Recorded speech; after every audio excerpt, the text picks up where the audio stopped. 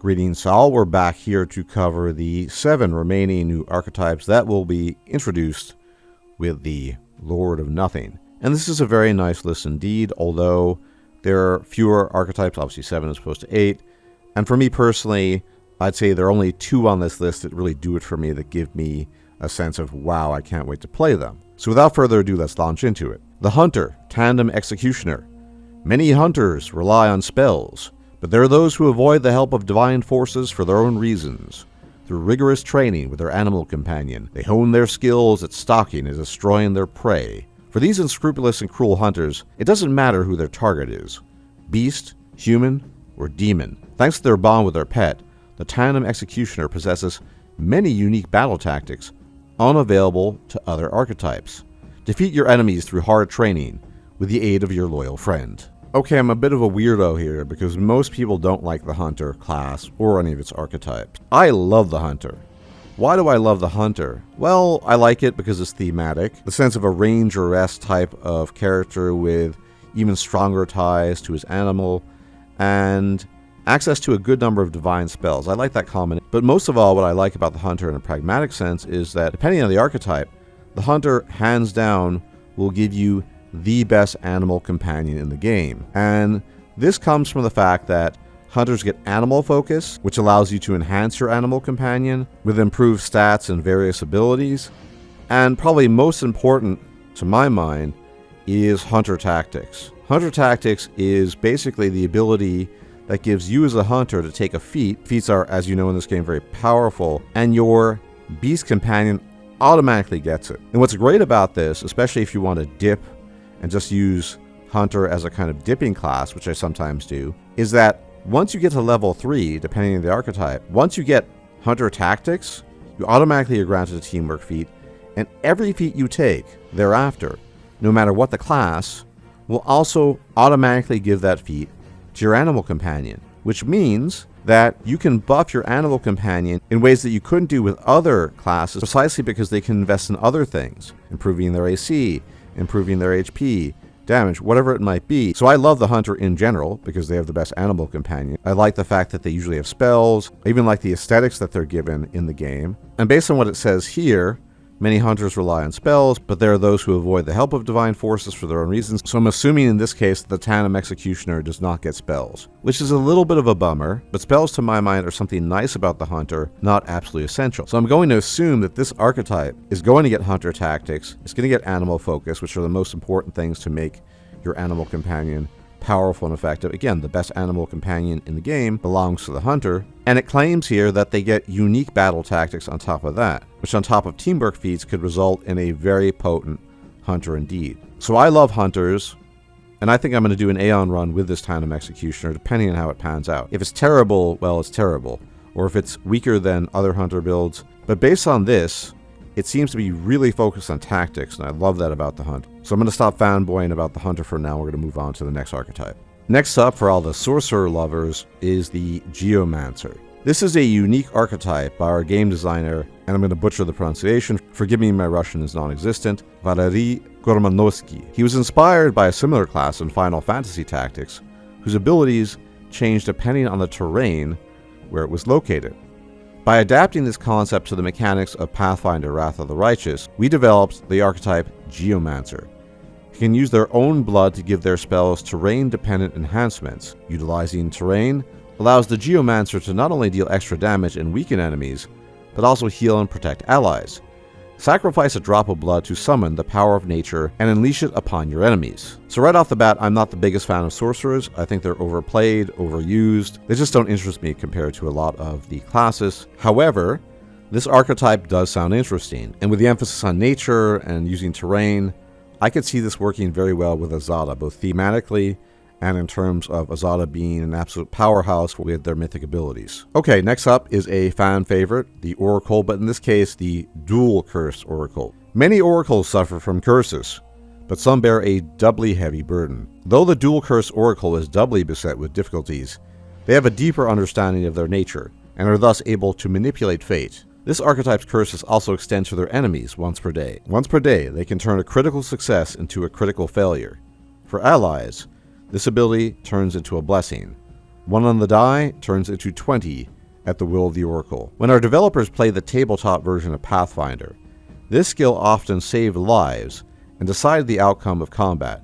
Because of this, it was so beloved by the team that we decided to add it to Pathfinder Wrath of the Righteous. Control your fate and manipulate your opponent's luck. Change the course of any battle. This seems pretty good, although I've noticed over time that a lot of the different archetypes of Oracle tend to fall short of the base Oracle class, but this could be interesting. Again, I've never been personally obsessed with Oracles the way some people are, just like they're obsessed with sorcerers, but it seems interesting. And this is probably one of the biggest reveals of any of the archetypes, is the Alchemist Reanimator. The Reanimator is an alchemist who's discovered a way to give corpses a semblance of life. The undead they raise receive bonuses to their stats, as well as additional attacks, increasing their power many times over. Thanks to these features, this archetype is the perfect fit for the Mythic Path Lich. Build an indomitable army of the undead on your path to greatness. So obviously this screams Lich. Owlcat is literally telling us this screams Lich. And I've had a number of attempted Lich runs. I've never finished my Lich runs because of restartitis. But one of them I did try with an Alchemist before this, and it was pretty good. And one of the reasons why Alchemist is really good with the Lich in general is they have a mythic ability that allows your bombs, your alchemist bombs, to be turned into negative energy in terms of their damage output. But on top of the damage, which isn't that big a deal, more importantly, they energy drain your opponent, which is a very powerful ability that only undead have, and you will be undead as a Lich. And because of the AoE, you can energy drain multiple enemies with these bombs. And so that's very potent. 100%, I don't know when. I will be doing a Lich run and finishing that Lich run, and I will be playing the Reanimator. This just looks too good to pass up. I'm looking forward to it a great deal. So now we have the other archetypes. They don't interest me terribly much, but we'll go through them. The Blood Rager, the Hag Riven. While not fully transformed to a hag, these maimed and scarred Blood Ragers bear a deep hatred for evil witches. The Hag Riven gain access to powerful magic fueled by even more powerful emotions. Magic claws, and endowing them with the properties of indestructible magical weapons. Let your hatred guide you, anyone who dares stand in your way. I'm not a huge fan of Blood Ragers. They're kind of gimmicky in my opinion. It seems pretty cool. Maybe I'll play it one day, but this does not really appeal to me. But I'm sure you could come up with something that works with this. Maybe Azada, for example. And up next we have the Rogue, the Dark Lurker. Now this sounds kind of cool. I like rogues, but rogues are usually dips in Wrath of the Righteous typically. People would dip into rogue for weapon finesse and things like that, but let's read it anyway. The Dark Lurker uses shadows as their ally. Shadows shelter them from their enemies and present no hindrance to them. By using their enemy's shadow to their advantage, this thief gains a bonus to their attack roll. At high levels, the Dark Lurker gains blind sight. Strikes always find their target. Since the game does not have a light shadow mechanic, through the shadow cast by a large creature standing nearby. Flip between the shadows and hit your opponents with unexpected and precise attacks. This sounds kind of cool. I guess this might work with the Trickster or something, but it ultimately depends on how well it's implemented. And finally, we have the Barbarian, the Flesh Eater. This archetype devours the flesh of its enemies, forming a spiritual bond with them. If the victim was a supernatural being, Fae, dragon, undead, outsider, or magical beast, the Flesh Eater absorbs its special abilities and can use its essence to restore health. When enraged, this barbarian falls into an insane fury and takes large penalties. But if they are hungry and have not tasted the flesh of a supernatural creature for a day, they gain a bonus to attack and damage against them. Crush their bones, cleave their muscles, you'll go to any length to achieve your goals. And then Owlcat says, "We can't wait to see your new builds and the ways you implement these archetypes, and we hope you're just as eager to try them out. See you in the World Wound." So yeah, that's it. I would say of the 15 archetypes, in no particular order, because I suck at lists of what I think are my favorites, I would say the Reanimator, the Tandem Executioner, Prophet of Pestilence, the Wear-Touched, and finally the Shadowcaster. Those are the top on my list. And it's going to be a real issue because this DLC is going to be released on the 21st of this month. And so there's going to be some overlap.